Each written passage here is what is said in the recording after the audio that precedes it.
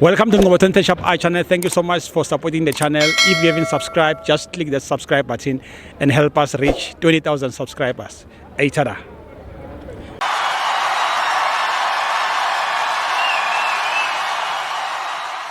This is Ngobo 20 Shop I channel. We are here at FNB Stadium, Kaizer Chiefs 0, Siwedile Samasele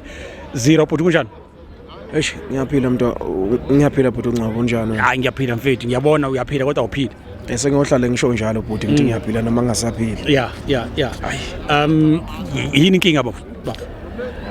bhuti wami namhlanje ake ngisho kuhlukile kunalento engihlezi ngisho ngihlezi ngikhala ngemanagement because I'm sure nabo sebekhathele manje iculo lama sebelazi insakavukela ake ngishintshe ke namhlanje ngakho lokwe management because I'm sure sebeyayibona imphumela yakhona angiyazi lento engiyenzelwa ibench lami namhlanje lokho ngisho ama assistant coach la akusiwona abantu bokucoach iChiefs iChiefs akusiyona iBushbucks Chiefs akusiyona amaZulu iChiefs akusiyona iGolden Arrows akusiyona isiwelele sonto lathi sidlala naso iKaizer Chiefs le big brand le Mr Ncamo big brand le eSouth Africa as a whole Africa as a whole yabo so manje angicabanga angiunderstand ngendlela ngempela aba participate ngayo ama coach ayethu uyabona kunento nje yokuqala Mr Ncamo bedinge nasidinga kuyadlalwa kuno Wandile egroundini kuno Ikadwara egroundini kunomntu egroundini alright bona kunovilakazi ngale asimiyeke kuvilakazi because ubeka right endaweni yakhe alright bona bakhetha ukuthatha ulokhuzu Wandile okay wayesidini bathatha ulo uIgadaro bayomdlalisa u10 bathatha umdu bamenze forward for in and forward phela eGadaro uyiforward for EP reason and then uGadaro ayenza amabhola makathi receive ibhola liyaqhatsha hlala lapha akakhona ukwenza lo muntu lento afuna ukuyenza umdu lapha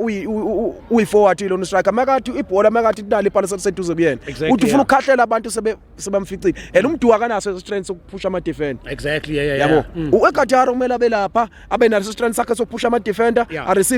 receive ibhola alinda umuntu ozayo aphakela umntu waqhama asashaya igoli because ngimbone kuyena uGadaro kade collect amabhola ethi wafaka lapha eboxini uthola abafana abafushana exactly iyona lento engikhala ngayo ukuthi uGadaro ungiyena ufuna ahlale lapha kwi forward striker and then abomdu bebuye namabhola bezonika amabhola bezokhola yabona njengamanje ulo uvilakazi uyahamba uvilakazi yolanda ibhola and then makabuye uvilakazi eza nabantu uma kathi iGadaro akasekho lapha umdu makathi lo mfana ula mfishane kuba sonoko abasinoko bavele bambukela phansi baqhula nje ibhola umuntu umfishane asakhona ukudlala and then anyeke mina angiunderstandanga ngempela uba ngisho ukuthi lama coach ethu namanje ayangidida Mr Ncamo serious anganasendanga ukuthi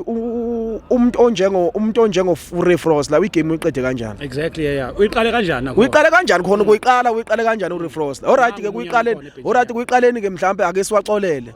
because lento bayibonile sikhale ngayo before lento ukuthi wakabuya injalo ulo umanyana uEden uMakhatha babuya bamphose egroundini and then kwabuya kwenza amaphutha kuyena but ngicabangela ukuthi mhlawumbe babuye sona lo situation le ukuthi ngaphinde yenzeke but anyway namhlanje angicabanga ukuthi bengathiwa ngempela uFrost la uqeda 90 minutes kuya game because uFrost uyazi first half uMigwele udlala kanjani udlalile uMigwele kunebhola nje tema ayisuku understandanga nombo kukampani lungu othatha ibhola wayibeka la exactly and ne-on goal bengangena lapha ngimbonile mina namhlanje uMigwele ngimshayela ihlombe ngendlela adlala ngakhona bekusina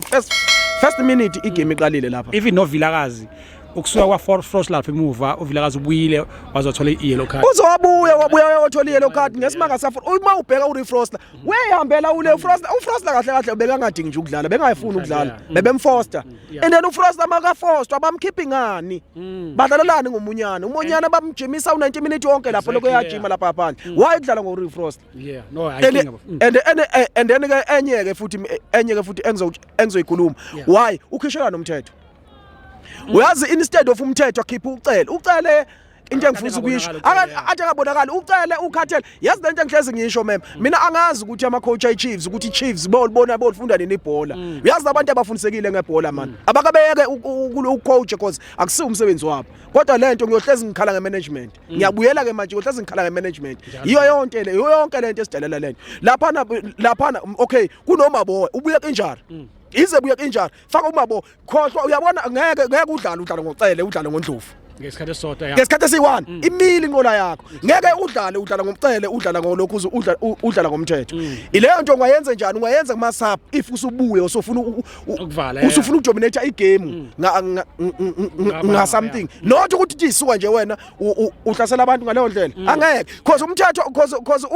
ulo ucele makadlala ucele ngaso sonke isikhathi angithi kumele abaphambi komthetho yena ucele ubuya drop futhi aphinda abuyeze kumthetho and yena lapho thina sizobona ngathi ucele umthetho udrophile kanti kudrop ucele